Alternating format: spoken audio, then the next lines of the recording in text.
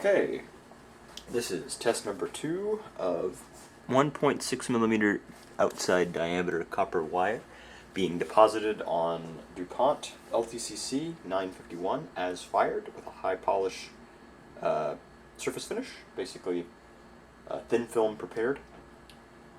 So I'm going to be depositing at 30,000 RPM with a surface feed rate of 15 millimeters per minute, an XZ feed ratio of 80, which corresponds to 10 millimeters of track distance in the surface and 0.125 millimeters of plunge in the Z.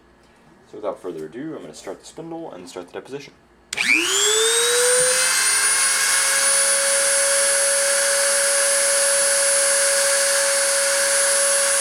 Contact.